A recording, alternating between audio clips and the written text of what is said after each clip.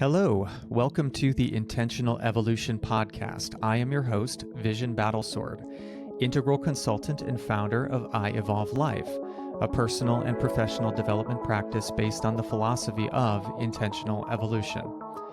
This podcast is an ongoing conversation to explore that philosophy, as well as to serve as a resource, a showcase, and a catalyst for ongoing growth toward the human singularity. That is to say, mass awakening of new consciousness, superintelligence, and radical creative flourishing. Each episode, I'll feature a world-class transformational facilitator, co-creator, or friend to reveal cutting-edge psycho-spiritual technology, unpack our deepest wisdom, and evolve our awareness.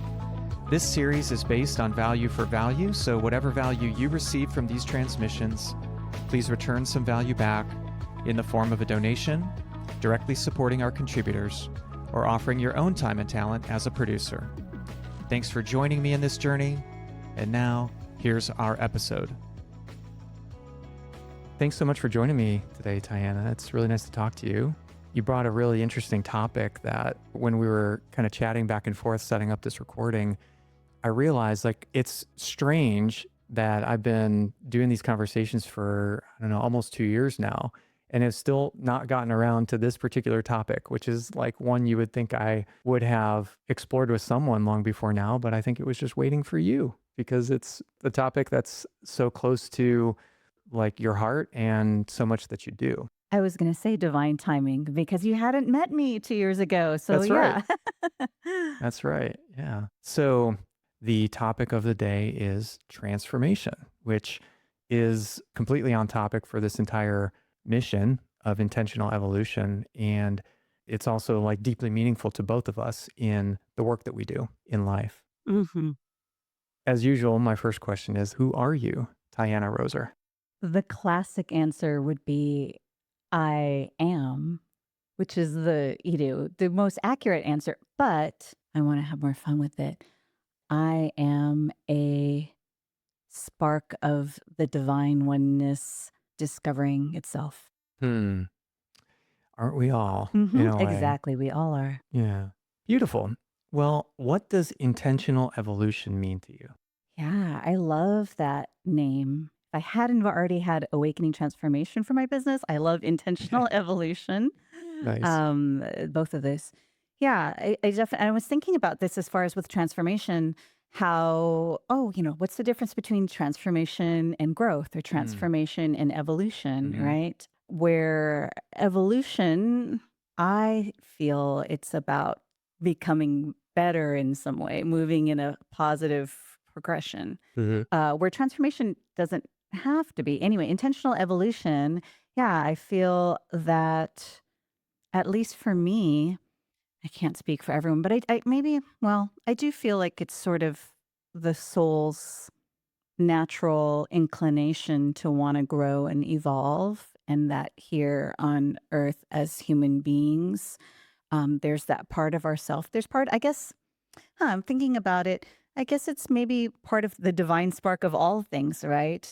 Plants and animals and whatnot, to evolve. But the intentional part, that's why that is an important qualifier on there, because intentional evolution is, for me, about being a conscious creator. Yeah. And that's really exciting versus just feeling like it's happening to you, to be the one mindfully creating it. Yeah. That resonates for me as well with what I mean by it and what I think about when I use that phrase. I want to come back in a moment. You mentioned the distinction you were making between evolution and transformation, and how one of them feels like it maybe has an inherent positive association versus one feels more neutral. And that's really interesting to me, especially kind of as we're just opening up or jumping into transformation and what is that and what is that all about. But first, I just want to kind of resonate with you on what you said about intentional evolution. To me, it feels like the universe itself is an inherently evolutionary process, an inherently evolutionary experience. I've been thinking about it a lot over these past couple of years in terms that I kind of picked up from a guy named Rabbi Mark Gaffney. Have you heard of him before? No. And it also, for me, goes back to some material that I've been studying for over a decade, which is integral theory by Ken Wilber. Are you familiar with that? Only the little bit that you mentioned to me before. I mean, Oh, okay. I know of Ken Wilber, but I Uh-huh. haven't read his material. Got it. Okay. Well, anyway, so Mark Gaffney kind of picks up from Ken Wilber and seems to be almost expanding on those frameworks of integral theory, which to me are like incredibly fascinating and they're incredibly complex. And there's so much richness to that entire philosophy and body of wisdom. But what Mark Gaffney kind of adds to the picture for me is this idea of Eros being the like generative, motivating energy of Mm. all of creation. And Eros, it is erotic, it is creative energy. You know, we think about the sacral energy being a creative energy, but it's also just like a motivation. It's like, to me, Eros is almost synonymous with desire. And Mhm. that's kind of been a big part of my framework of manifestation and transformation and growth over the past several years is this idea that like everything starts with a spark of a desire. And that's the energy that sets a creative process in motion. And so I sort of think of the entire universe as that evolving, unfolding flower, like an infinitely petaled lotus that's just unfolding and unfolding and unfolding from within, coming from that underlying desire, which is the motivation. And like you said, each of us in our divine spark being the acting out of some perfectly unique, once in an entire universe Mhm. version or perspective of that motivating energy. But then the way I kind of imagine it is, and this sort of goes back to, I think, what we're taught in school, that there's this sort of like accidental or random nature Mhm. to evolution. Mhm. At least that's how we're taught it in sort of the Western, schooling and kind of scientific materialism frame, that it's just in the beginning, there's a big bang, and then it's just atoms and molecules bumping into each other ever since then. And there does seem to be some kind of tendency toward increasing complexity or sophistication of the way this matter can group together into systems and then even pick itself up and move around on its own. And then we call it life. And then maybe it starts even having an awareness of its environment. And then we call it conscious. But it's all sort of like accidental. It's all just sort of happening to us. And so, in my mind, what intentional evolution really means is that maybe divine or maybe special moment when it stops happening by accident and it starts happening on purpose. Like when we actually become aware, not just of ourselves, not just of the environment, but become aware of this evolutionary process of the entire universe experiencing itself. And then we begin to like become self-directed in how we want that evolution to unfold. Does that make sense? Yeah, that makes sense. And it was making me think of it's interesting, sort of the paradox, in a lot of these things that you were saying, as far as like first the desire, which I also in this lifetime, I feel that that is my path is to be honest. I'm a very spiritually oriented person following my higher self desire, but there's other paths, right, that are about release all desire, and Mm. that's another valid path, and they Hmm. seem to contradict each other, and yet they're both valid paths. And I feel the desire path is the feminine and the no desire path is the masculine, and they're both valid paths. And also when I think of some of the religions that don't have a feminine component, it never makes sense to me as far as, like you said, it's all a creation needs these two sides, the masculine and feminine, to come together to birth or create. And so it's never made sense to me like how there can be creation without both the masculine and feminine. Hmm. But then another thing that you were talking about as far as becoming conscious, intentionally evolving, is one of the things that I always struggle with. Think I dance with as far as tuning into we have our personal desire and, divine will and personal will. And, are they always aligned? And if they're not aligned, is it, are we here to just follow our personal will, our personal desire? And, where does that deviate with a bigger, greater desire, and how do those interact? I think that this goes back again to sort of this masculine and feminine aspects of ourself, right? Not like a man and a woman, but like the left brain, analytical, focused, active aspect of ourself, and then the right brain, receptive, presence, beingness of ourself. And yeah, I think it's just it's a delicate dance, right? Sometimes I think that I am, intentionally evolving or being a conscious creator, and it's not working per se, and sometimes that might be because it's not fully in alignment with the greater divine will, and, what are your thoughts on that? Hmm. My first thought is I am loving this conversation already. This is awesome. I've got so many thoughts. You dropped so many like juicy nuggets to explore there. I want to try not to forget any of them. But the first thing, well, so I want to drop a pin in something you said, which is you were talking about divine will and personal will, Mhm. and then relating that back to desire. And the first pin I want to drop is wondering if those are actually the same thing or if they're different things. If the will Mhm. and the desire are two different things, because I kind of think of them as two different things. And then you kind of like threw out several dichotomies or like possible contradictions. So is there a contradiction between the divine will and our personal will? And my answer would be I don't I don't think so. Like my answer would be no. I think, and again, this also goes back to this what's called the evolutionary unique self structure that I again learned from this Rabbi Mark Gaffney. But the idea is essentially our personal will is the divine will. Our personal will is actually, or personal desire, Eros. Like I think we can play with the words and see which is relevant, in different situations. But our unique spark is necessary for the divine, for the universal, for the God consciousness to have its experience of intentional evolution. In other words, like we provide an essential ingredient, which is that unique perspective, the answer to the question, what now? Which direction should we go? Should we go left? Should we go right? Up, down? That's the delightful surprise that God consciousness gets to experience when we exercise our personal will to choose, okay, yes, the next petal opens here, or the next petal opens here. So that's kind of how I think of that. And you also mentioned the contradiction or the apparent contradiction between sort of spirituality, systems of spirituality that seem to utilize the underlying concept of desire and honor it in kind of the way that I'm expressing now versus other systems of spirituality.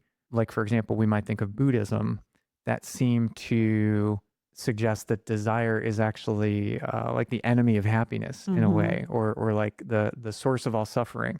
I thought that for a while, for a long time.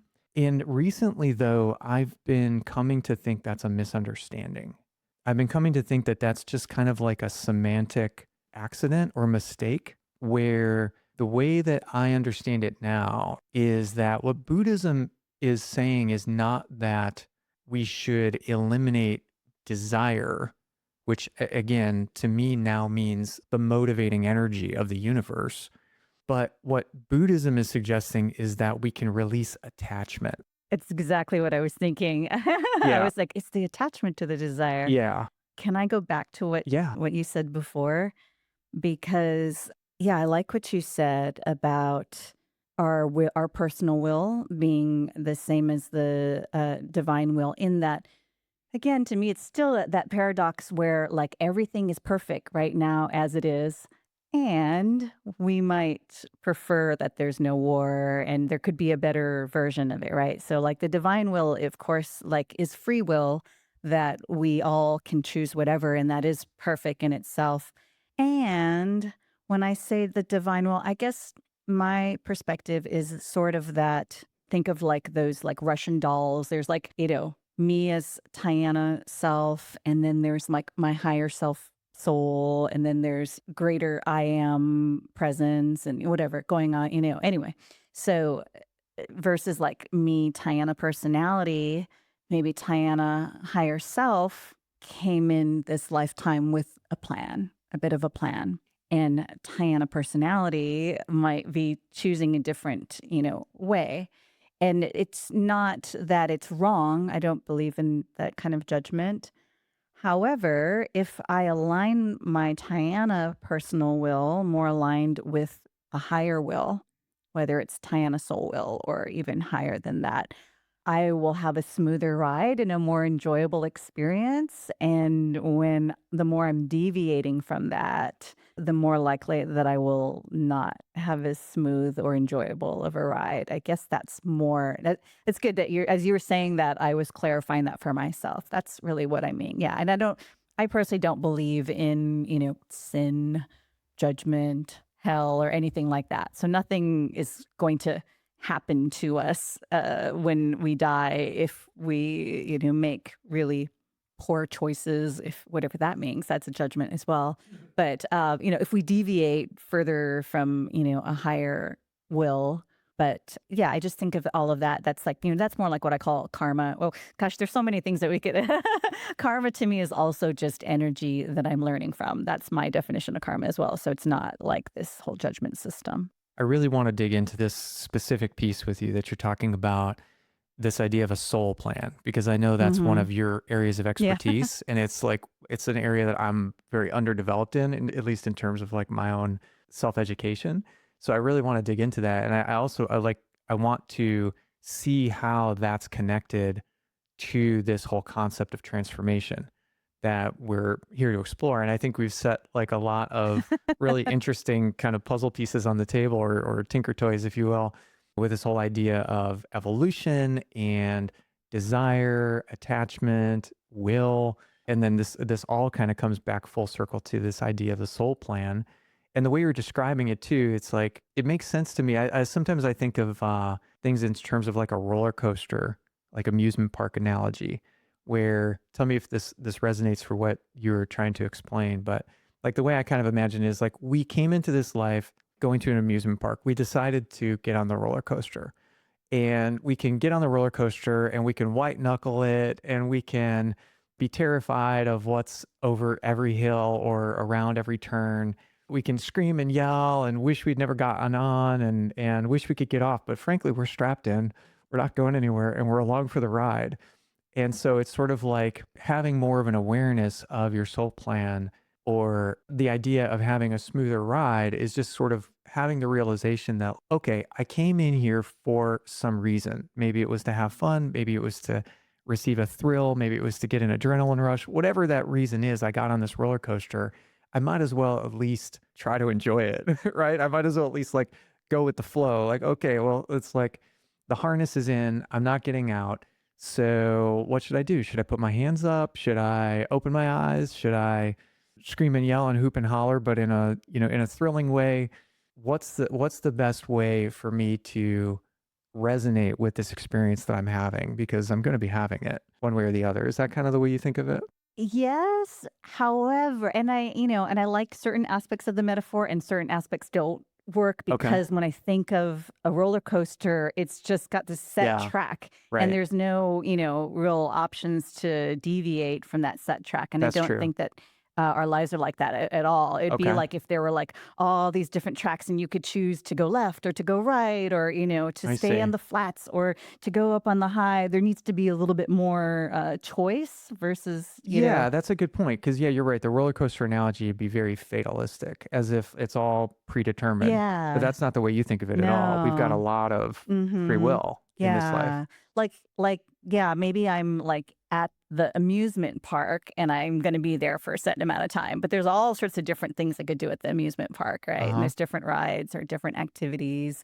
But I am at the amusement park. My mom's not coming back to pick me up for 4 hours or Right. whatever. I'm there for the time and I, what I do with that time and if I enjoy it or if I, eat too much cotton candy and get really sick on the, whatever, like all of that, everything that I choose sort of has some sort of experience that I may or may not prefer. Some of those are going to be more suited to me.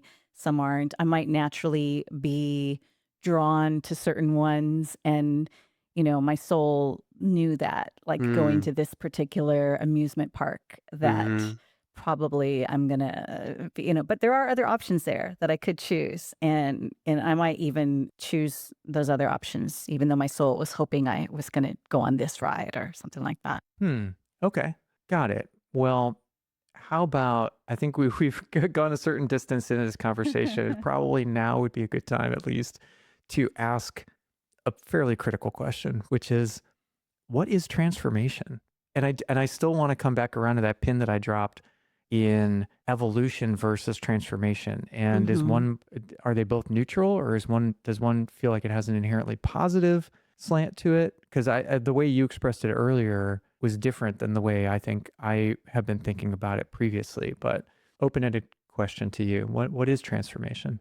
Well, I had to look it up in the dictionary Uh huh. myself just to see. I was like, "Oh, well, what is the official, definition?" What did it Because say? all it said, well, I mean, of course, I'm sure there's more variations. There's something Hmm. about hair or something. Anyway, Huh. obviously that's not the one reason. That's It fascinating. said basically a drastic change in form or appearance, which was really interesting to me because to actually going back to what you're saying about inherently positive, I do feel the word transformation, the way that it's used, we use it as a society really generally to mean something positive.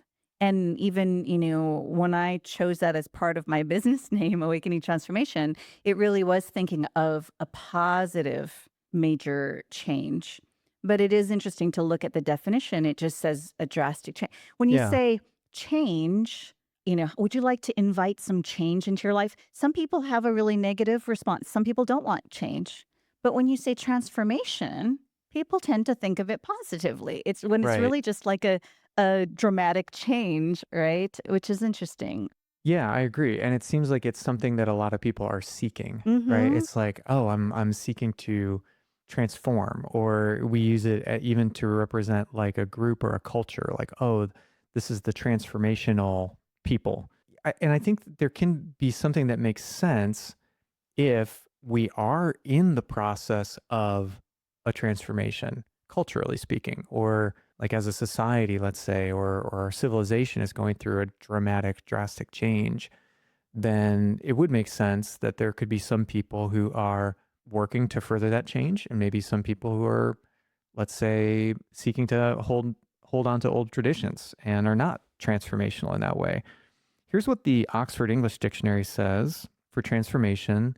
And I noticed you used the word drastic, and this doesn't say that. It just Oh, says the action of changing in form, shape, or appearance, i.e., metamorphosis, which I is, I like that word too, metamorphosis. It's a yeah. longer word, but I like it. Well, I think we use that metaphor a lot to talk about transformation. Like when we Mhm. reflected back to the classic metamorphosis of the caterpillar into the butterfly, right? I think, again, it's interesting that our common usage of transformation, like I said, tends to be positive. So, talking about society, if I mean, I'm not going to go into specific politics, but let's just say, right, when we have a change from one side to the other side, right, and it might make a big change.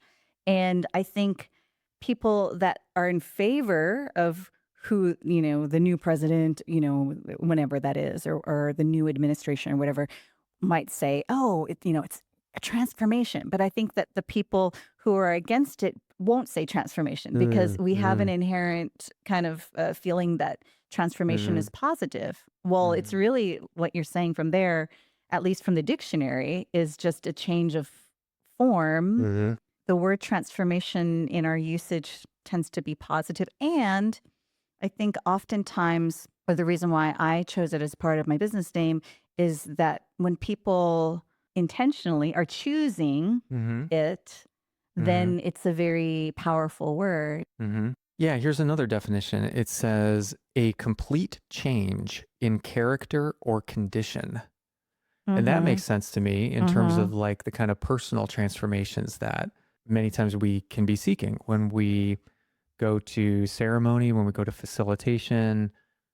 And I think that's how a lot of people would think about it, is changing their character or changing their condition, right? For Mm-hmm. the better, For the better. Again, it typically, doesn't say, right? right? Because Yeah. it could be, think of pretty much any like superhero villain, or like Anakin Skywalker had a transformation into Darth Vader, but we don't usually think like that, right? We don't usually think from a more positive to a negative, but that is a transformation. Had a complete change of form or character.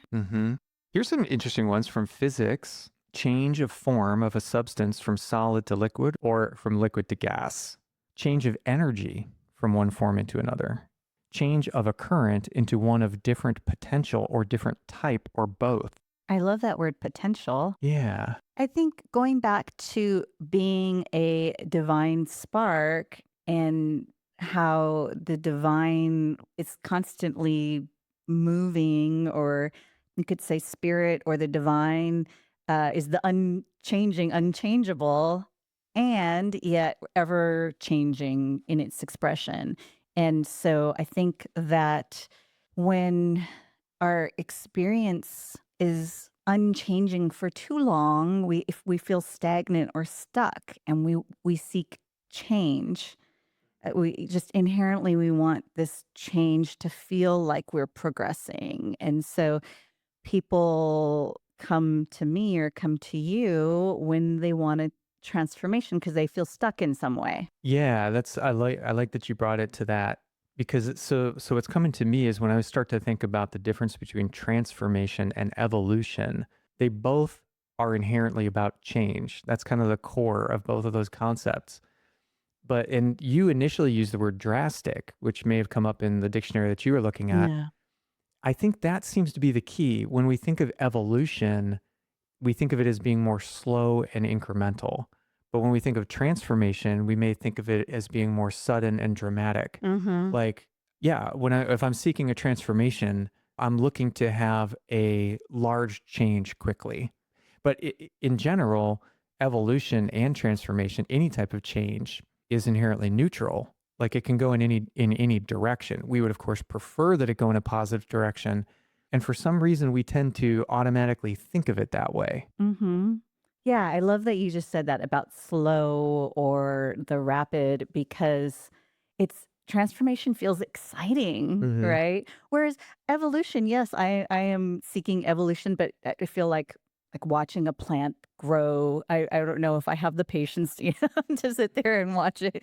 And so I think of our evolution like that. Yes, I feel I'm a very different person than I was when I was 15 or something like that. But man, just to like sit through and watch a reel of my life and watch all, how that all that changes happen, it's fun to get the boom, the wow, the quick shift. Hmm. Yeah, and it's a change like in kind. It's from one thing into an entirely different type of thing. Like when you look at some of those dictionary definitions of like a state change of matter from liquid to solid is like wildly different materials. Even though, well, in this case of physics, it could be the exact same element, but it's like it's a transformation in that way. Whereas if we think of evolution, we think of something that is changing potentially in a very minute way that might be Hmm. almost undetectable except for over very long periods of time. That's kind of interesting. Yeah, and at least transformation, it feels at least more stable than change. But I'm curious, like I was just thinking about this, like because if you think of like the caterpillar becoming the butterfly, it can't go back to being the caterpillar. But when I think of transformation, I haven't really thought of like, oh, could I make a transformation and then could I transform back? Or would it always be something different if I tried to transform back? What are your That's thoughts a on great, yeah, that's a great question. What do you think? Have you ever experienced a reverse transformation? that? A reverse transformation. Like an untransformation? Not off the top of my head. I'll sit with that a bit. But I mean, are you not with myself, Uh-huh. but I feel I'm very driven to grow forward, to keep evolving and expanding. But what would you think people that have habits or addictions, and if they go from being an addict and then they go clean and sober, is that a transformation? And then if they go back, is that a transformation? Yeah, that's where my mind was going also. That's what I was thinking is there could be something that feels different from a psychological transformation, or at least in terms of the possibility of having a reverse transformation versus some way that we change physically, change our physical form, transform in that way, transform Mm-hmm. in that way, and it being impossible to go back. But with habits or things that only occur in our psychology, there's something ephemeral about them. There's something that's like almost inherently mutable or changeable, where, yeah, of course, I have, I'm sure you have, I'm sure everyone can think of some example where they experienced a change, a psychological change that maybe felt like a transformation, and then experienced a relapse, let's say, of an old habit pattern or way of being. Yeah, I'm starting to think, well, is it only maybe if we're saying it's changing the form of something, then maybe it isn't a transformation unless it's permanent. Mm. Because if I thought that I released some limiting belief and then I go back to it, then I didn't really change it. Otherwise, I would never go back to it if I had really changed it. It would no longer be there to go back to. I like this line of thinking and conversation. There's a lot of like really interesting stuff here for me, especially when you start to bring up limiting beliefs and when we get into this like psychological transformation, which of course, this is where we were going to end up. What is form? That's a really interesting thought process to me. It's like when we say transform, okay, now we're really breaking the word down and it's becoming clear to change form, to change into a different type of thing, or at least to reshape. But does that only have to happen in the physical, in the material dimension of reality? Or do we have a form to our psychology? Do we have a form to our spirituality? And can that inherently change? I mean, it feels like the answer is obviously yes. Mm-hmm. People go through spiritual transformations. Mm-hmm. That's just like a caterpillar and a butterfly or a different kind of thing now. And it's unlikely that you're going back. I think people can have those same kind of psychological transformations. But when we start talking about limiting beliefs, it's an interesting, we start to get on a little bit more shaky ground because it's like, how did I get this limiting belief in the first place? And is that actually a part of my underlying form? Or is that more just like clothes that I wear? It's like I can put on different clothes, Mm-hmm. but then I can put old clothes back on again. You know what I mean? Yeah. So when you were talking about form beyond the physical, then as an energy healer, I start to think of our aura, our energy bodies, and I feel that if we really made a real shift, then yeah, it's reflected in our energy field, in our aura. We would no longer be in alignment or resonance with that limiting belief. What I've seen so I'm a Reiki master. I've seen so many times with my Reiki students or with clients where someone shifts their frequency. And this is one of the things I love about working with energy. It's like, as far as like one of my favorite tools for transformation is to work with frequency.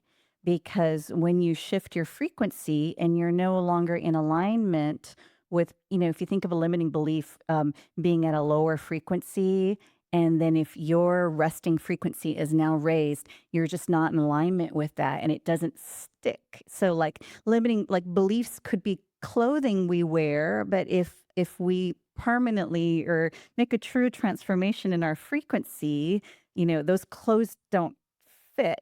Yeah. You'd have to sort of force yourself in. I've seen people just suddenly no longer smoke. It just have no interest in it because they're no longer resonating with that frequency, or suddenly crave healthy foods because that's their frequency, or people drop out of their life that were sort of toxic, or environment, or maybe a job, or something like this. It was like that for me with alcohol. Mhm. I was off again, on again with alcohol, Mhm. for my whole adult life until, gosh, how many years ago has it been now? About 7 or 8 years ago. It's just something I transformed. Like I literally experienced exactly that kind of like energetic, frequential transformation that you're talking about. And it Uh-huh. was actually when I started to get involved with the quote unquote transformational community or transformational Mhm. culture, which I discovered in my case through music festivals. That was like my gateway or portal into this whole like new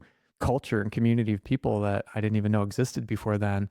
And then when I just started hanging out with these people long enough, I just stopped desiring alcohol. It was just like I just didn't want it anymore. And a couple of years went by and I tried it again at some point, and it was just like, why did I ever like this? And, Yeah. and actually the same thing happened for me with cannabis as well, earlier in life.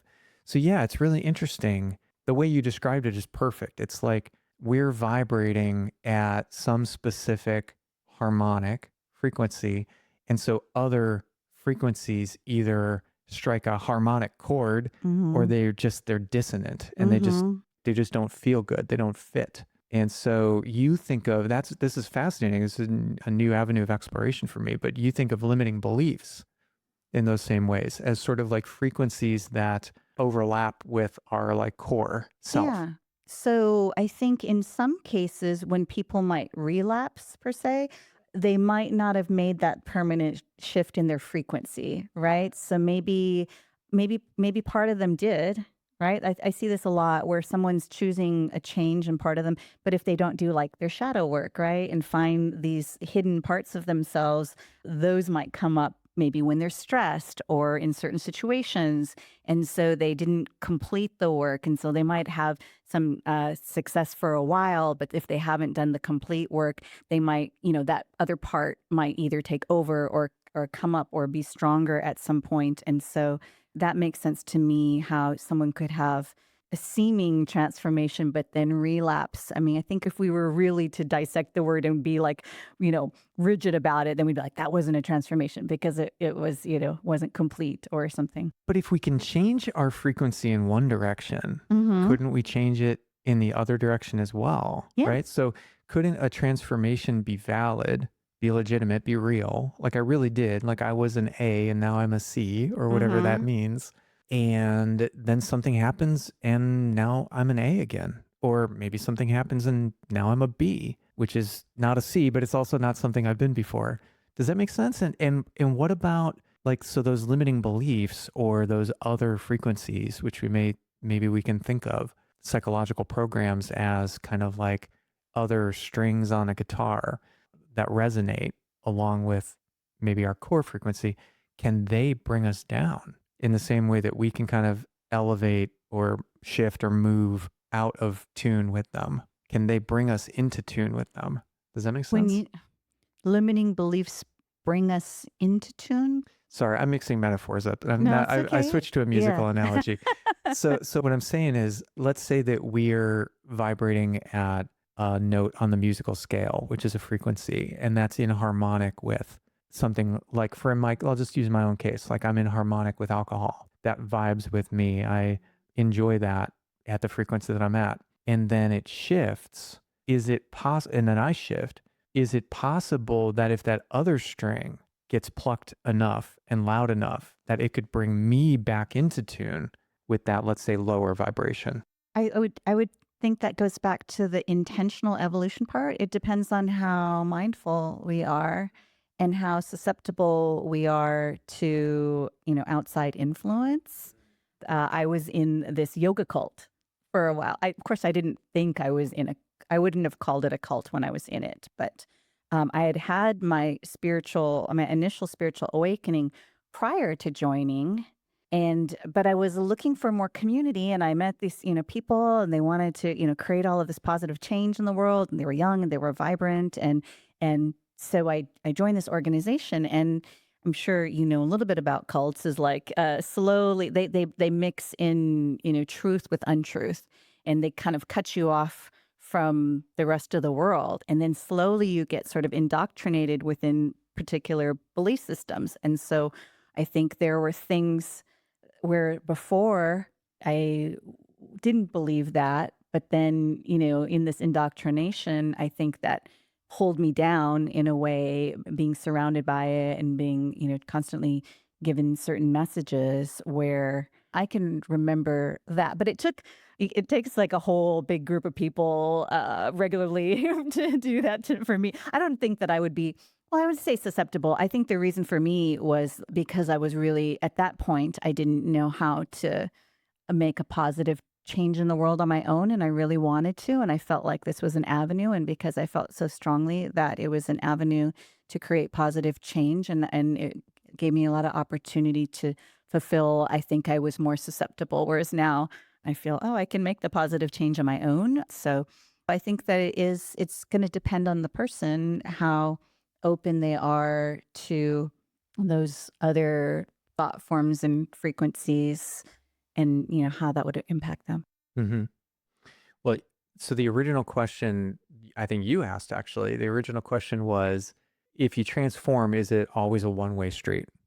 And I think in this exploration, what's coming up for me anyway is probably not. It's probably the case, at least when we say psychologically speaking, maybe even spiritually speaking, that you could experience a true transformation, but then your form could revert back to an earlier state, and that would just be another transformation. But Hmm. Yeah. or And maybe we never go back exactly the way we right, were. exactly. That's kind of what I was thinking. But certainly you could go from, a seemingly better state to a worse state. And I can think of, not in my life, but certainly in other people's clients or friends sharing of maybe like a family member who experienced a tragedy and then, they became an alcoholic, or they stopped being present for their family, or things like that, where maybe some major life experience, sometimes people will go in the opposite direction and transform into something that they weren't previously.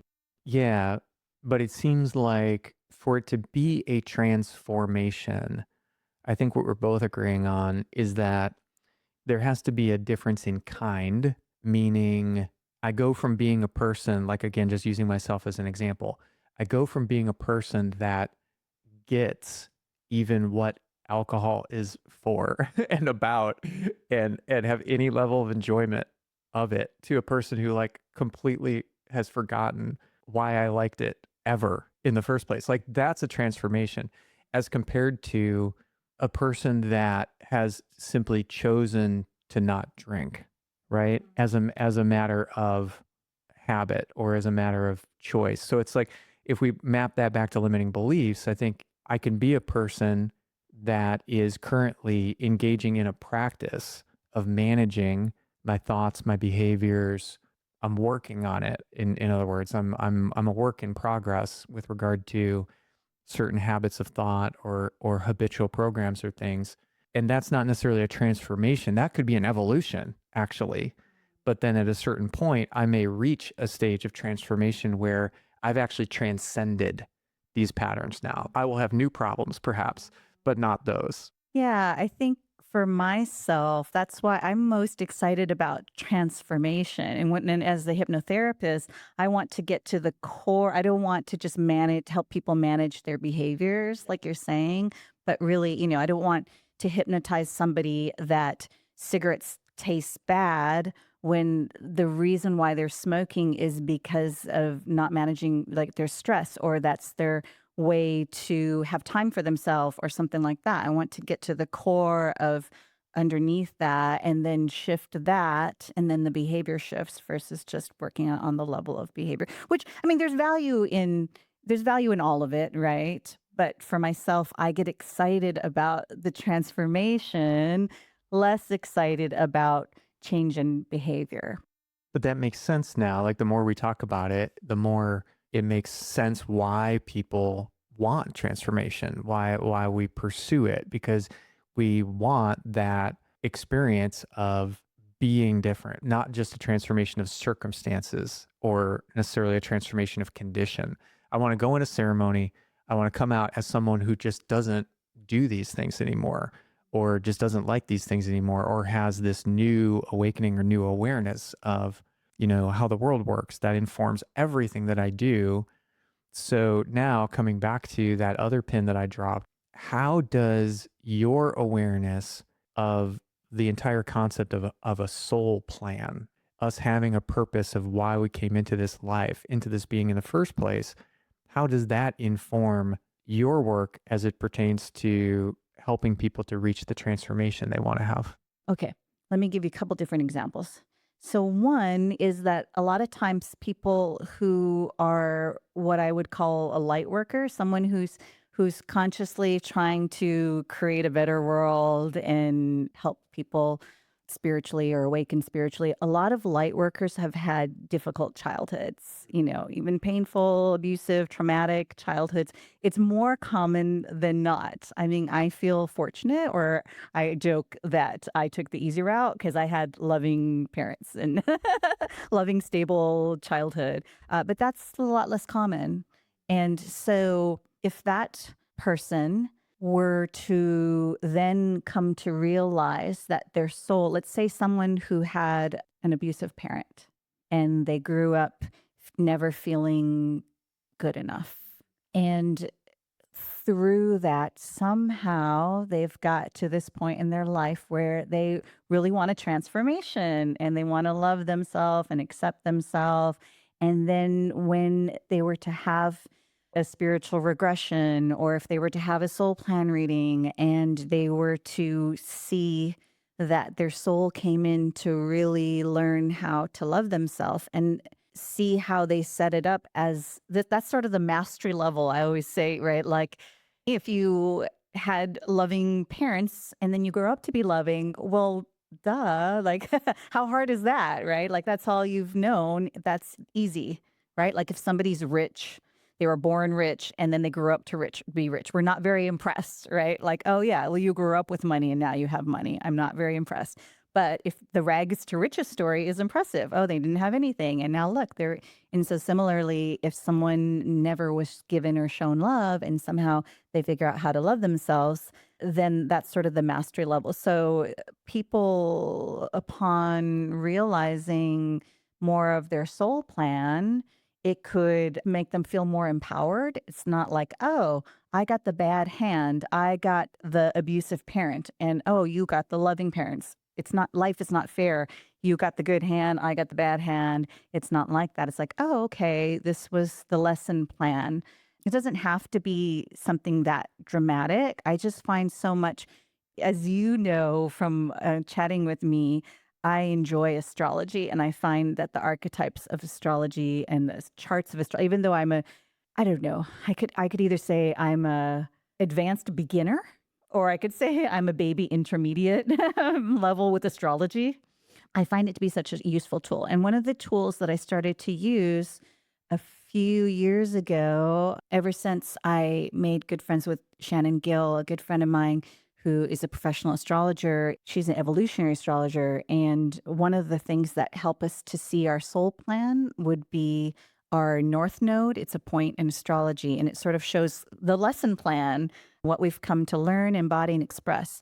And just this one piece of information, which our astrology chart has lots of pieces of information, but just looking at this one piece from a book that I have that allows me to just kind of really quickly before I meet with my client, see this one piece has been incredible. Like just, I almost wish I had been tracking it over, hundreds of clients now, because I have yet to have any client tell me that it doesn't resonate with them. What I do is I look it up first. What is this client's North Node?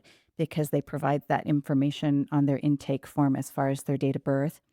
And then I have their intake where they tell me about their life, kind of quick overview of their life. What are the key themes and lessons of this current life so far? It's so incredible how accurately aligned it is with the specific theme of their North Node. And the North Node's, it's not generic at all, very specific, right? Like Leo North Node came to play and enjoy.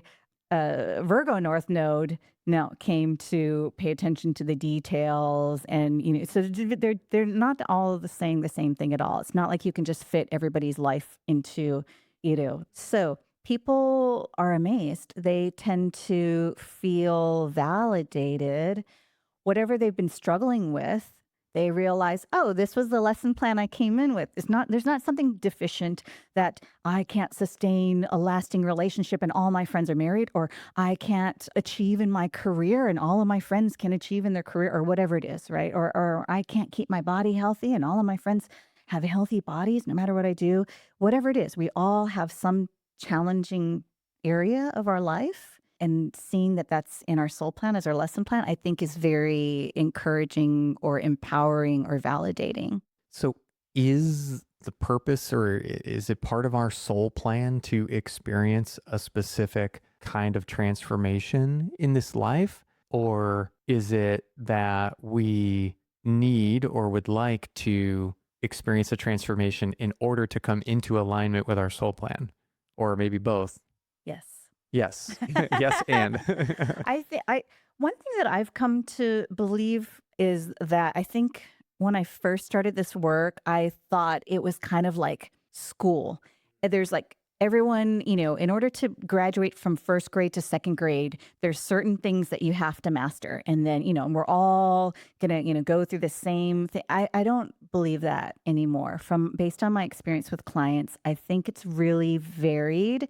That some souls maybe spend all of their lives outside of Earth and then have come in this amazing time of transformation on the planet right now, have come to be a part of this, but they're not maybe in the karmic system that others of us are. And they might come just to participate in something or share something and just here for the party. Yes, right. And other souls might have spent many lifetimes and might be going, sometimes maybe some souls have come in this lifetime very briefly to provide growth opportunities for other souls that they're close to. And however, I do want to tell people that I think is less common, because I can't tell you, I've met a number of people that are like, oh, I don't think there's anything I'm here to learn. I think I'm just here to help others. And it's like, I'm pretty sure there's some things that you come into, So that tends to be a fallacy that we're constantly wanting to grow and evolve, unless you are an enlightened being. And I don't think any enlightened being is ever going to book a session with me. So I wish, that would be amazing. But I'm pretty sure that anybody that books a session with me, is here probably seeking to learn some something. Support and transformation. Yes. Yeah. That makes sense. Well, you said something a moment ago that I definitely want to explore a little bit. You said this is a time of transformation. Mm-hmm. What do you think about that? I think it would be crazy if people don't at least see that there's massive change in our lifetime.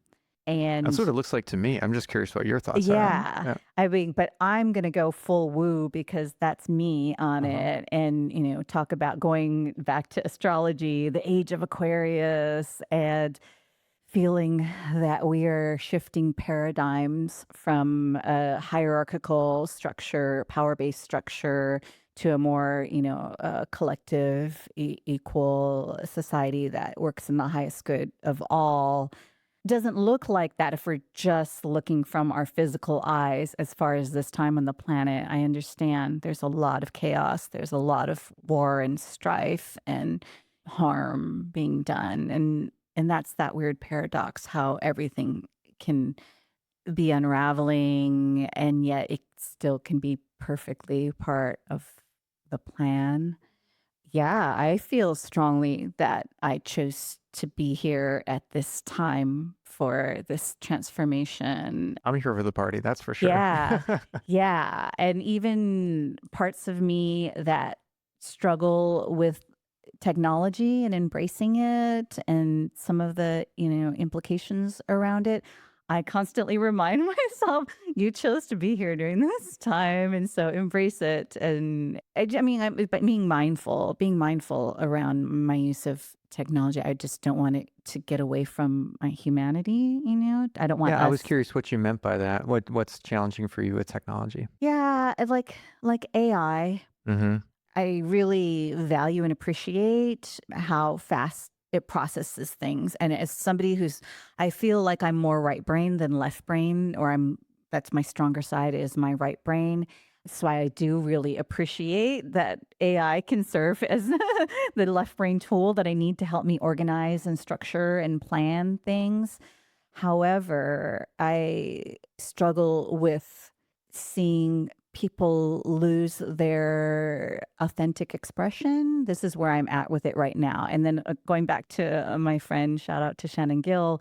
She's like, well, we're at the very beginning stage of, age of Aquarius. And when we first shift in any new sign, you're going to go through the shadow aspect first. And then we have to work through the shadows, and to make the transformation and then the integration of that transformation. So, the shadow side of Aquarius would be that, because Aquarius is the opposite of Leo. Leo is your unique, authentic expression. And she also pointed out to me, because whereas you have a Virgo stellium, you have all of these planets in Virgo, and I have a Leo stellium. So to me, it's very important that we're all here, authentically, uniquely expressing ourselves, because as you stated, when I said, oh, I'm a spark of the divine, and we all are sparks of the divine, but we're all unique sparks. There's no one else like you on the planet. And so what a shame if we all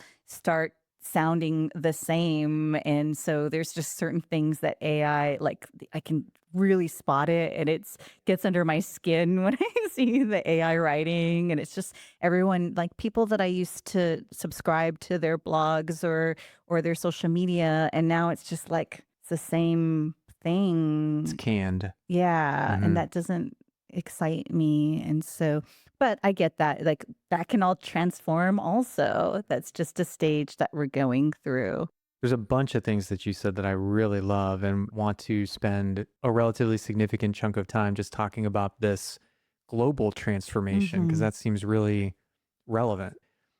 Before I jump into that, you mentioned a few things. Like you said, we're going to go through the shadow before we emerge into the light, which I agree with. And it makes me think of a few different cyclical systems that I've studied that I don't know if you're familiar with, but we'll find out.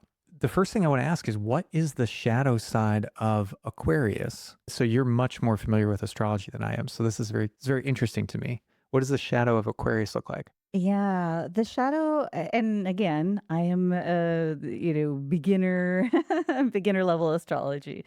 But shadow side of Aquarius, Aquarius is very innovative and futuristic. But that would be the shadow side, would be to be going too fast, too far in technology and lose our humanity. Yeah. The Aquarius being, collective, would be that we, just do what's good for the broader whole and then forget about the individual. Right. The shadow side of Aquarius, like in a person, could be compartmentalization. So those are some of the big ones. So I think like right now when we're talking about AI and tech, it would be to lose the human individualized expression. To me, there's a piece of it. Tell me if this resonates with your knowledge of astrology. But to me, a big piece of it, you talk about going too far, too fast with technology. And what I see is it's not just too far, too fast, it's completely reckless. It's like throwing caution to the wind. It's interesting that we're on this topic of evolution and transformation and this idea of progress. We haven't actually used that word yet, I don't think, but somehow that's packaged in to what we've been talking about with the positive connotation of these words, that change is always inherently for the good, or it's always moving in the direction of things getting better or something along those lines, which that doesn't seem true to me. Like it seems to me that change can go in all different directions, and sometimes it does. Also, sometimes it must go backwards before it goes forwards, I think, which is kind of also a part of what we're talking about with what it's like to be on the cusp or the turning of an age, which is this party that we all warped in here to check out for whatever reason, because it's cool. But sometimes we have to take things apart so that we can put them back together. And in that taking apart phase, that could probably feel chaotic. That could feel even like destructive or like the end of the world, in a certain way.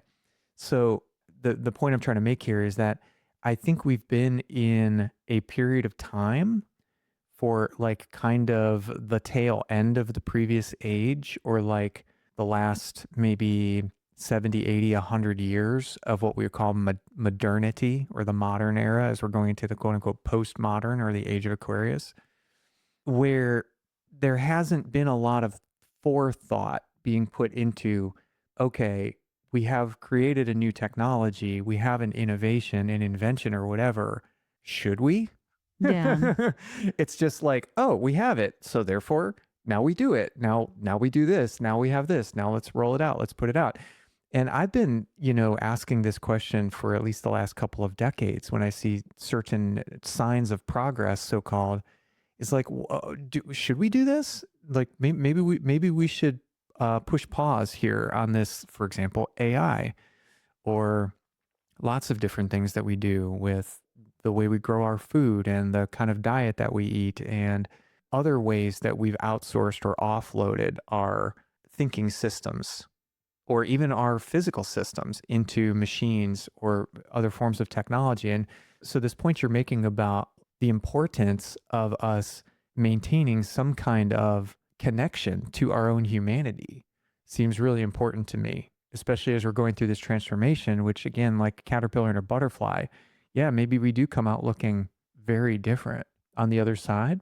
But that's where intentional evolution comes in for me. We're like, let's take a little bit of ownership about how we want to look on the other side. Yeah, I think that curiosity is such a strong motivator for some people. Like, once the possibility opens up, like some of us will be like, wait, I'm going to sit with this and decide. But like, if we talk about society or humanity, there's going to be somebody some people are going to be like, no, don't push the button or whatever.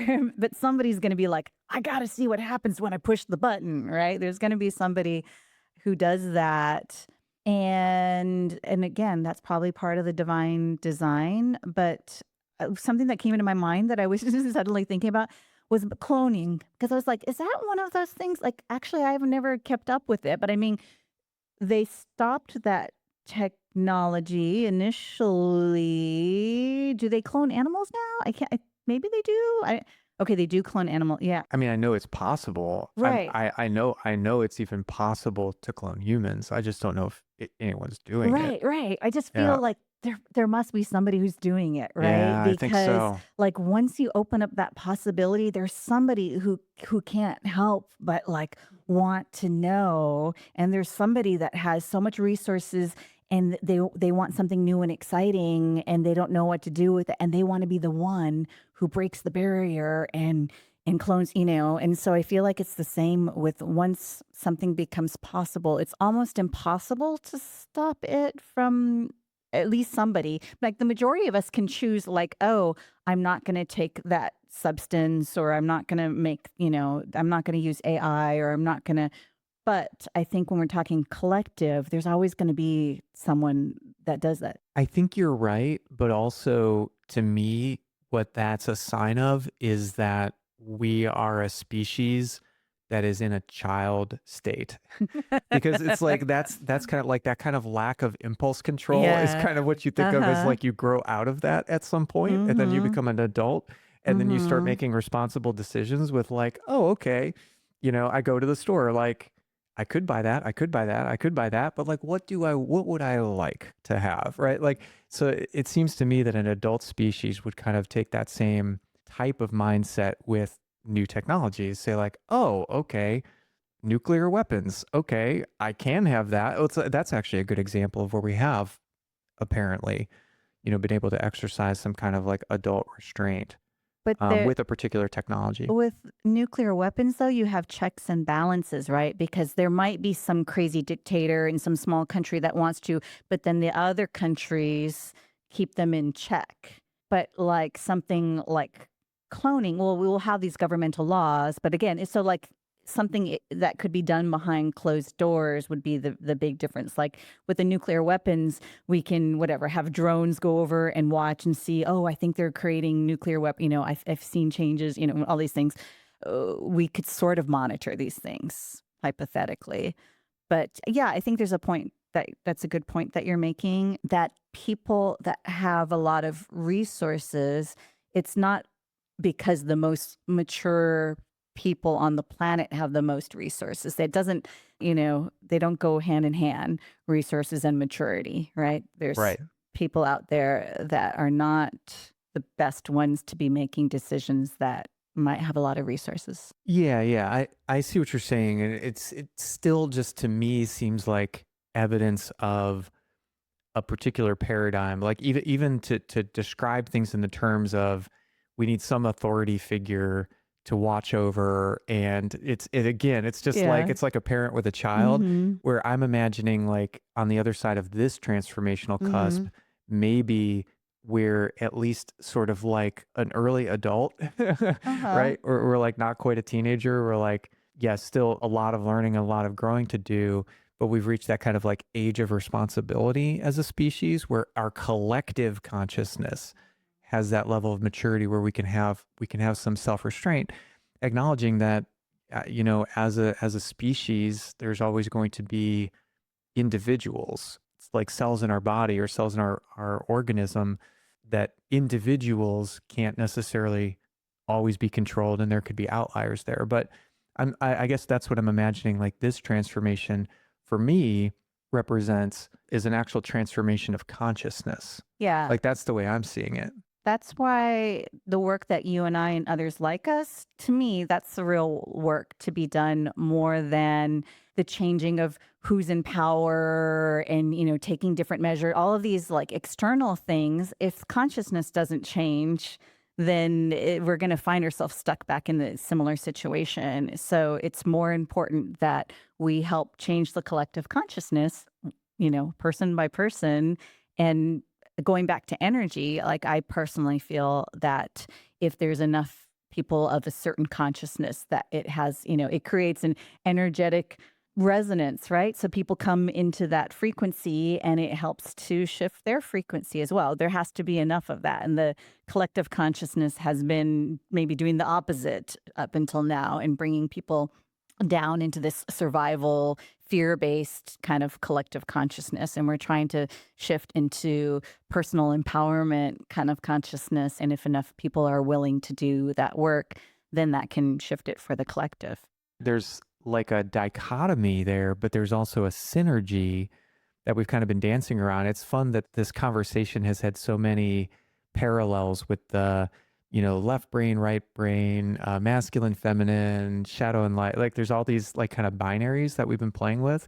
And it seems like this individual and collective is one of them, where you talked about personal empowerment, but then somehow that each individual coming into their own empowerment, and each individual coming into their transformation of consciousness, that is in service of the collective transformation. But it's like it kind of goes both ways, right? It goes in both directions, right? Because the more of a center of gravity or critical mass, you might say, of a new consciousness that there is, the more that frequency helps people to kind of come into resonance with it, in the same way that we were talking about earlier, like within an individual, the frequency of their own belief system. Same idea, right? But just like extrapolating out to the collection of individuals. I heard you and Edgar Sanchez talking about David Hawkins, and I'll be honest, like I never read that book, but Power versus Force, but I'm aware of those different levels of the levels of consciousness, of energy, frequency. And I read just that little snippet from his book, and talking about how one person at this higher frequency can counterbalance or affect 10,000 people at this lower frequency. And that's really helpful to think. So it's not like, oh, we have to help shift the consciousness of 8 billion people on the planet.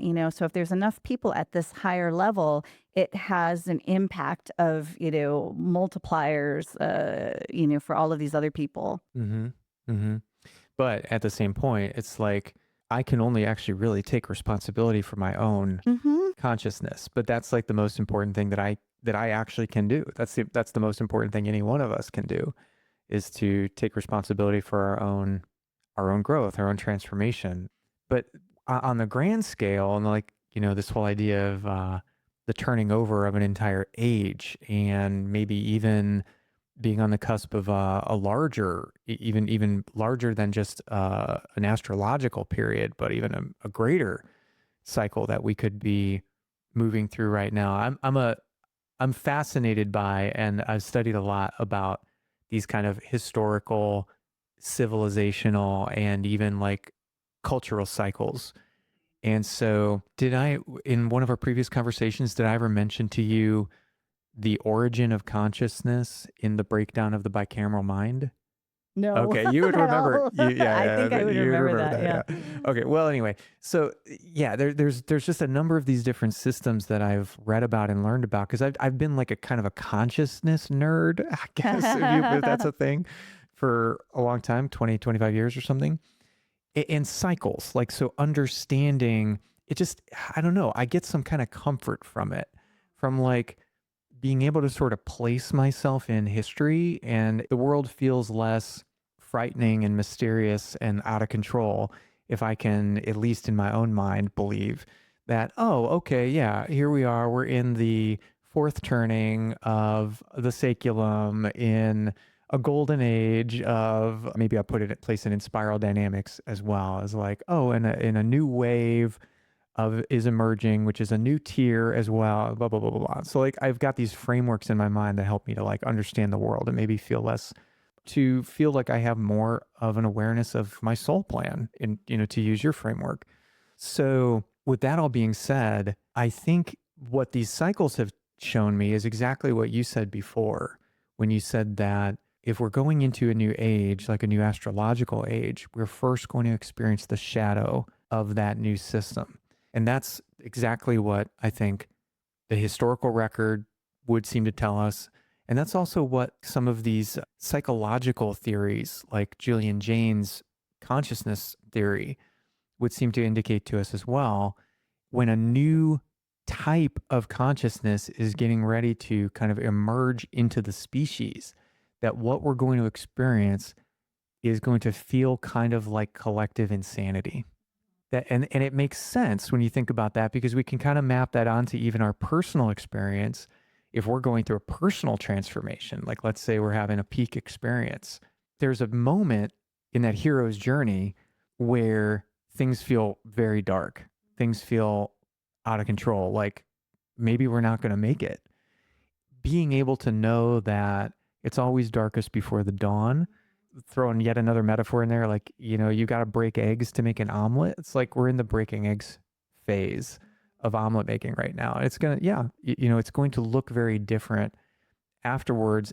But I think that what's uniquely hopeful to me about this particular transformation or this particular boundary is that we have so many more tools now, especially like psychologically and spiritually speaking, to be able to navigate our way through it than I think we have had before, which, to map it back onto what you were originally talking about with soul plans, I think that gives us an opportunity to make the ride a lot smoother and ideally less brutal than it has been in the past. Yeah. I can't believe, as somebody who loves cycles, that you haven't really gone deeply into astrology. You could, because you can go back, hundreds, thousands of years to see where certain planets were and the cycles and what was going on. And there's astrologers that love to do that with history. And as a baby beginning astrologer, not astrologer, astrology student, I can't remember exactly, but this age of Aquarius is over 2,000 years in age. So if you think of going to the shadow, that could be hundreds of years Yeah, of yeah, yeah. being in Oh, the yeah. shadow. So It could be. just to put it into On perspective. the other Yeah. hand, everything seems to be accelerating too, Hmm. right? Through technology and everything else. Yeah, that's an interesting thing that I've pondered as far as, because people always say like, oh, as you get older, time seems to speed up. But your experience of time, of course, is subjective. You can ask other people like, yeah, does time feel like it's speeding up? But yeah, everything seems to be going faster. So yeah, maybe our rate of evolution will speed up too. Maybe. But yeah, I'm only just dipping my toe in the water with astrology. But yeah, the more I learn about it, the more fascinating it is. There's one particular cycle that I have more awareness of, I think, than anything else as far as astrological cycles mapping to history is concerned. And that really deals with kind of this entire age of Pisces that we've been in and how it maps to Christianity. Mm-hmm. That makes Yeah. sense to you, right? Yeah. So it's like prior to Pisces was Taurus, if I'm not mistaken. Is that right? No, oh yeah, Pisces. No, it would be Aries because Aries. the Yes, ages yes, go yes. go back in reverse order Right, right, versus right. yeah, Ram, not bull. Yeah, yeah. sorry. I misremembered that. But yes. So prior to Pisces was Aries. Hmm. Yeah, it would have to be Aries before, and then Okay. Taurus before that. A lot of this understanding that I have of the astrological significance of a lot of the symbology that we have from Christianity Hmm. goes back to a movie called Zeitgeist. Mm. Have you I seen it? saw that, but I don't remember it. But I did see it. So yeah, Yeah. so it explains, it's so fascinating. It makes perfect sense, but for some reason I got mixed up on a ram versus a bull, somewhere along the lines. But there's certain stories in the Bible Hmm. where the old object that was being worshipped was being discarded, cast away, and the Mm. new one, well, was Taurus prior to Aries? Yeah, Taurus would be prior Okay, to that's what Aries. I'm remembering then. Yeah, yeah, yeah. So this is like going back Old Mm. Testament, Hmm. where there's certain stories in the Bible that would seem to indicate that they were aware that we're Hmm. moving from the age of Taurus into the age of Aries. Hmm. And then the symbology associated with Christ or Christianity is the two fish, Hmm. which represents the age of Pisces. Yeah. And so, Aries is passing away, and now we're in the new age, and Christ says, I will be with you unto the end of the age. And then Revelation would maybe seem to be pointing to this time period that we're experiencing now, which is the end of the age and the emerging of the new, where a lot of new things will be revealed and it might get kind of chaotic for a while. Yeah, I have to confess that I haven't actually read the Bible. I've heard of it, but no. But yeah, I haven't read every word either. but the symbology totally tracks. And just thinking of, you asked the shadow aspect of Aquarius, the age that we're, depends on the astrologer. If I believe that we're in the Aquarius age, but it's not universally agreed on when the age of Aquarius starts. But we can see a lot of sort of the hallmarks of what we think are Aquarius in our society now.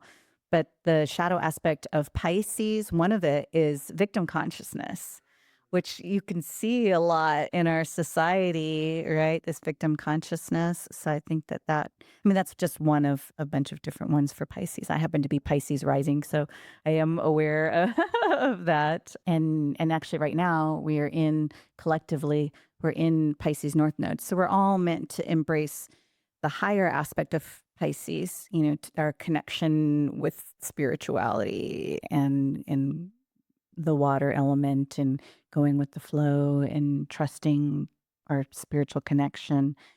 Do you suppose that going into the age of Aquarius can represent an explosive expansion for humanity? Like, is this the age where we're finally going to maybe go out into space and become a multiplanetary species?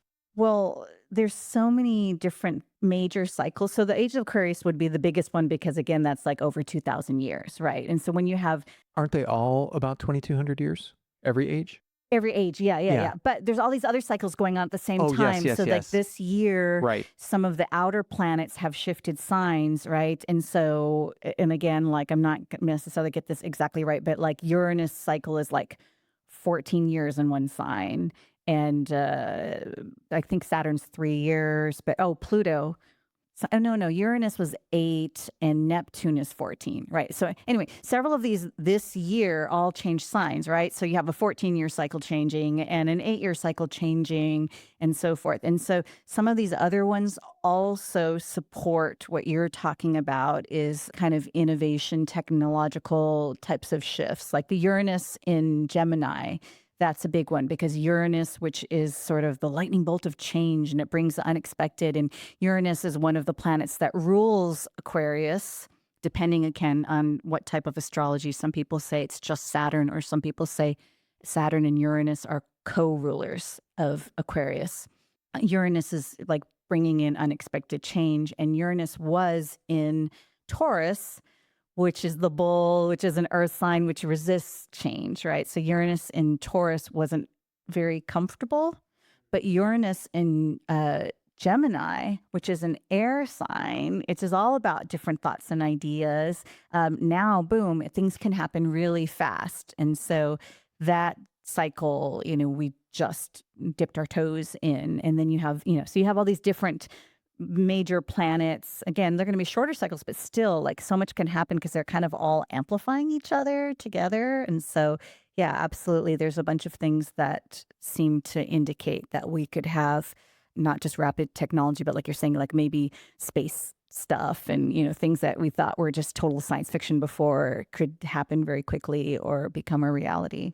What are your best words of wisdom to help guide us through this age of transformation, this Aquarian transformation? I think first and foremost, for almost any question that you ask me about someone's personal experience and how they can improve it or have the best experience for themselves while they're here as a human on the planet, first and foremost is to be connected to your own divine spark, to your own higher self, because we all have different soul plans, right? And I think in this age of Aquarius, we're finding that there's so much information and you can find a good argument, a good, case for anything, right? You could ask AI if especially like AI is going to tell you whatever you want, right? So if you're, like AI, tell me something ridiculous, whatever, it'll go along and tell you why that's a good idea. And so we have to be aligned with our own inner truth to help us navigate, right? If we are looking outside of ourselves externally, you're going to feel really dizzy and scared or just unclear because maybe the thing that you've always relied on, if it's outside of you, whether it's a religion, religious source, or whether it's your job or your government or whatever it is, right? Like all of those things could shift in a flash. But if you have your own internal compass that's guiding you, then that's going to help you navigate, And I mean, that's for myself, like what's really, really helped me ever since my biggest personal transformation would be going from being an atheist to opening up to spirituality, because before that, I was really sort of following the matrix, the external plan that we're sort of given, and then once that wasn't working for me and it wasn't fulfilling for me, that kind of shook me in a way that helped me to open to like, okay, well, if that's not right, how do I figure out what's right for me? Now, I do think that there's going to be a lot of major changes, and we already see that, but I find comfort in just connecting within and knowing ever since I've been on this mindful or conscious spiritual path, because of course we're all on a spiritual path, right? Even if you're an atheist, like really, because you're a soul here, in a human experience. But when we are intentionally on a spiritual path and we connect to our own inner knowing, inner guidance, then you can feel safe and stable when the ground beneath you is crumbling. And so but also I do think being connected to earth and earth's energy will help stabilize us with all of these fast moving technological changes. Come back to the basic of being grounded in your body, connected to nature, connected to the earth, you'll feel that sense of calm and peace and stability, and that'll give it clarity. Wow. That's all really good advice as I judge it anyway. I would like to give you the last word. Is there anything about transformation in general that we haven't touched on or we haven't talked about that just feels really exciting to you or that's still on your mind to add to this conversation? Well, I want to wrap back around to frequency Yeah. because, the way of transformation on the planet. So we're talking about the shift of ages and new paradigms. The way of shift used to be more through effort, right? Like you have hard work and effort creates the transformation and it takes time, and effort. And there's still truth to that.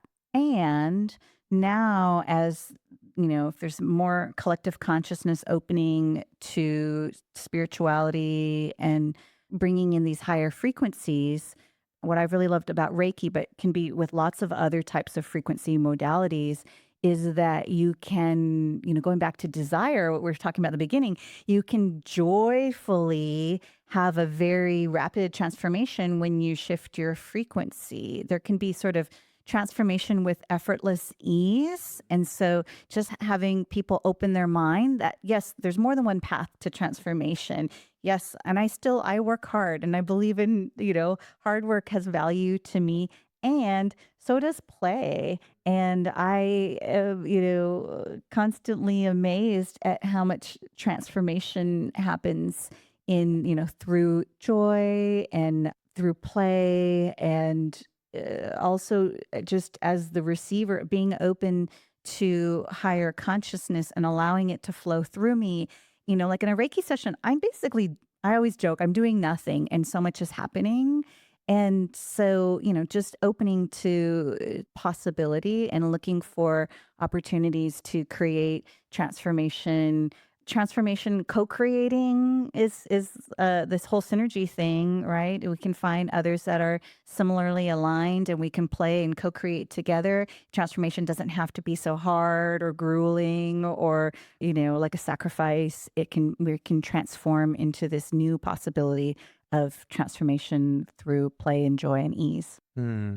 Well, I 100% agree with that. That totally resonates with me. And yeah, I'm glad you mentioned it too, because I was thinking about that earlier when you were talking about soul plans and how that works. And I wanted to ask you the question based on the way you were talking about things is like, do we always come here? Is it necessary that we come here to play the game on hard mode? And you just answered the question. It's like, it can be that there's a particular type of experience that we want to have, or there's a particular lesson that we want to learn. We could have a lesson plan that requires certain types of challenge. In our previous conversation, I used the video game metaphor. It's like, yeah, I would like to play this game on like high difficulty because that's fun. It's a challenge. But then also sometimes we can just play. Sometimes we can just have fun. And I 100% agree with you that transformation can happen in an instant. I truly believe that. I believe that we can literally any moment, make a choice and change our reality. I've experienced it. I've seen it happen many times. And we can also do it in joy. We can do it in love. We can do it in play. We can do it in any state, actually. And I think it's all just about what kind of game do you want to play today? And what kind of game are you playing in this life? I guess I ran out of words. That's all I had to say. It's been fun. This was super fun for me, super interesting. I really, really appreciate your time and I appreciate your wisdom as well. How can people find you if they would like to connect with you and learn more about your services? Oh, thanks. I think the best way would just be to go to my website, which is awakeningtransformation.com. Awesome. Yeah, I do have a podcast as well, Beyond the Illusion podcast.com, but also you can find it on, all of the podcast platforms. And if people are in the Austin area, I'd love if they come out I have a meetup group, Austin Spiritual Awakening. We meet the very last Tuesday of every month, and they can find that either on our Telegram, Austin Spiritual Awakening Telegram group or Facebook group. We have Amazing. interesting conversations like this. We sure do. Yeah. I mean, I can, I will attest as a member of your meetup group that I greatly enjoy them. And yeah, so thank you very much for all that information. And I will put any links and contact information that you'd like in the show notes for this episode. And yeah, once again, just thank you so much for your time and the conversation. It was great. My pleasure. Thank you. Thanks for joining me for Intentional Evolution. If you'd like to support the show, there's a couple of ways that you can do that. One is to connect with me directly. I'd love to start a conversation with you if you're interested in any of my offers, or if you'd like to be a guest on this podcast.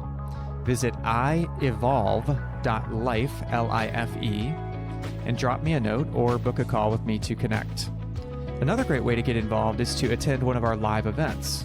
Visit intentionalevolution.live, L-I-V-E, to see details about our upcoming and past events, register to attend an event, and gain access to our ever-growing archive of materials and resources. Also, don't forget to check the links in the episode or the show notes for ways to connect with and support our guests and contributors. Thanks again, and I'll see you in the singularity.